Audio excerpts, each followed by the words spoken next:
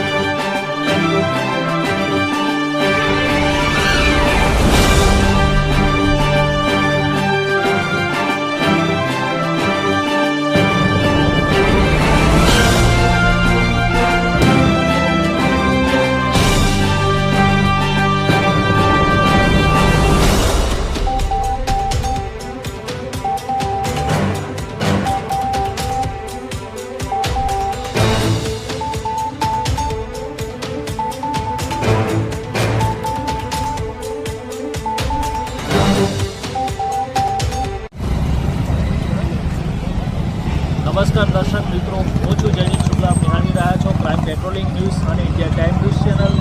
તેને યુટ્યુબ પર લાઇક કરો, શેર કરો અને સબસ્ક્રાઈબ કરો, જેથી કરી અવનવી માહિતી આપણી પાસે પહોંચી શકે। આજે અમદાવાદ શહેર 14મી જાન્યુઆરીના રોજ અત્યારે રાતે કાંકરિયા વિસ્તાર ફૂટબોલ ગ્રાઉન્ડમાં એક અજાણ્યા શખ્સ ઉપર હુમલો થયો છે અને એનું ખૂન થયું છે, એટલે કે મર્ડર થયું છે। અત્યારે પોલીસ તેની તપાસ કરી રહી છે, ઇન્વેસ્ટિગેશન ચાલુ છે અને જે મર્ડર કે ખૂન કરી છે જે તે હજી આરોપીની ઇન્વેસ્ટિગેશન ચાલુ છે અને તપાસ કરશે પોલીસ। પછી એની પર કાયદેસરના પગલાં લેવામાં આવશે। ધન્યવાદ। સમગ્ર મામલો શું હતો? આજરોજ લગભગ 10 વાગ્યાની આસપાસ એક હત્યાનો બનાવ બન્યો છે। એમાં જે ડેડ બોડી છે એ ફૂટબોલ ગ્રાઉન્ડ જે કહેવાય છે કાંકરિયાની બાજુમાં, ત્યાં મળી આવી છે। પોલીસ ઘટના સ્થળે પહોંચી ગઈ છે। અમે જે બોડી છે એને પોસ્ટમોર્ટમ માટે મોકલી આપેલ છે। હત્યાના જે બનાવ બન્યો છે એમાં જે ભોગ બનનાર છે એનું નામ ચિરાગ રાઠોડ જાણવા મળ્યું છે। હજી પ્રાઇમરી ડિટેલ્સ અત્યારે પોલીસને આટલી જ મળી છે અને આ ઘટનામાં કેટલા આરોપી હતા, કોણ હતા, એની અત્યારે તપાસ ચાલુ છે। આસપાસના જે નજરે જોનાર કોઈ વ્યક્તિ હોય એને અને જે સીસીટીવી ફૂટેજીસ હોય છે એ બધાની અમે તપાસ કરી રહ્યા છીએ। જે પણ હકીકત મળશે એ મુજબ કાર્યવાહી કરવામાં આવશે। જે આરોપી છે એ લોકોની અમે 1-2 સબંધોના નામ આવ્યા છે, પરંતુ એકવાર અમે વેરીફાઈ કરીએ છીએ કે એ લોકો ની પ્રેઝન્સ ક્યાં હતી અને હકીકતમાં જો એ લોકો આ ઘટનામાં સામેલ હશે તેમના વિરુદ્ધ કાયદેસરની કાર્યવાહી કરવામાં આવશે।